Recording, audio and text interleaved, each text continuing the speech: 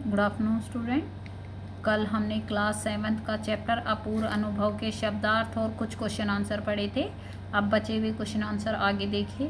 पाठ में खोज कर देखिए, कब सूरज का ताप याशुकी चांद और तोतो चांद पर पड़ रहा था। वे दोनों पसीने से तरबतर हो रहे थे। और कब बादल का एक टुकड़ा उन्हें छाया देकर कड़कती धूप से बचाने लगा था। आपके अनुसार इस प्रकार परिस्थिति के बदलने का कारण क्या हो सकता है। अब देखिए आंसर। पहली सीढ़ी से याशुकी चांद का पेड़ पर चढ़ने का प्रयास जब असफल हो जाता है तो तोतो चांद तिपाई सीढ़ी खींचकर लाई। अपने अथक प्रयास से उसे ऊपर चढ़ाने का प्रयास करने लगी तो दोनों तेज धूप में पसीने से तरबतर हो रहे थे। दोनों के इस अथक संघर्ष के बीच बादल का एक टुकड़ा छाया कर उन्हें कड़कती धूप से बचाने लगा। उन दोनों की मदद के लिए वहां कोई नहीं था संभवतः, इसलिए प्रकृति को उन दोनों पर दया आ गई थी और थोड़ी खुशी और राहत देने की कोशिश कर रहा था।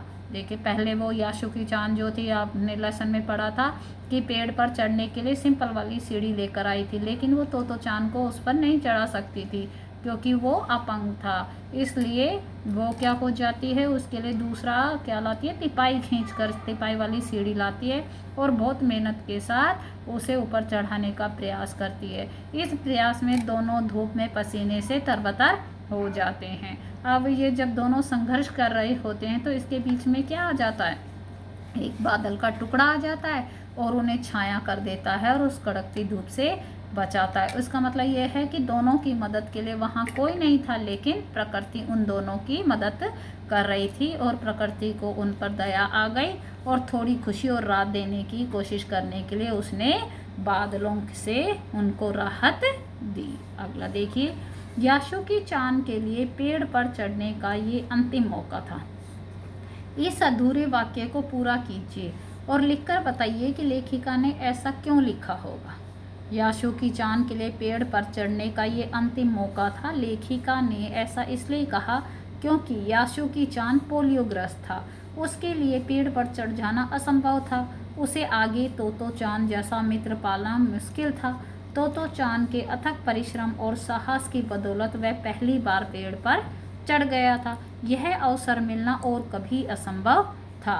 अगर उनके माता पिता को इसकी जानकारी मिल जाती तो कभी यह काम करने नहीं देते, शायद दोबारा ऐसा कभी नहीं कर पाते। इसमें ये बताए देखिए, याशुकी चांद पर चढ़ने का आखिरी मौका क्यों था, क्योंकि याशुकी चांद जो था पोलियोग्रस्त था और उसके दोस्त ने उसे जो है बड़ी मेहनत से करके उसे पेड़ पे चढ़ाया था। और तो चांद जैसा मित्र पाना तो बहुत मुश्किल से होता है। तो पहली और सास की बदल जब वो पेड़ पर चढ़ गया तो ये अवसर उसे दोबारा नहीं मिल सकता था, क्योंकि अगर उनके माता पिता को भी ये पता चल जाता तो वो ये काम कभी नहीं करने देते। इसलिए अगला देखिए। तोतो चांद ने अपनी योजना को बड़ों से इसलिए छिपा दिया कि उसमें जोखिम था। याशुकी चांद के गिर जाने की संभावना थी, फिर भी उसके मन में याशुकी चांद को पेड़ पर चढ़ाने की इच्छा थी। ऐसी दृढ़ इच्छाएं बुद्धि और कठोर परिश्रम से अवश्य पूरी हो जाती हैं।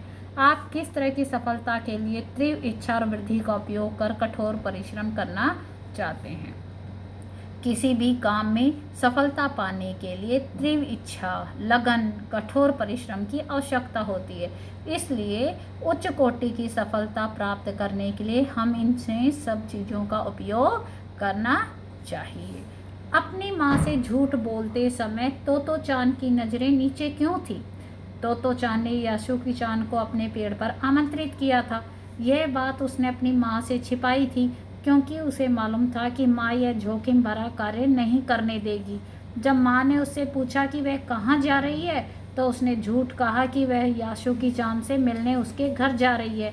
यह कहते समय उसकी नज़रें नीची थी, क्योंकि वह माँ से नज़रें मिलाकर जब यह बात कहेगी तो उसका झूठ पकड़ा जाएगा। उसने क्यों झूठ कहा अपनी माँ से, क्योंकि उसे पता था यासुकी चान को अपने पेड़ पर उसने बुलाया है, और अगर वो ये बात अपनी माँ को बता देगी तो उसकी माँ ये काम उसे करने नहीं देगी।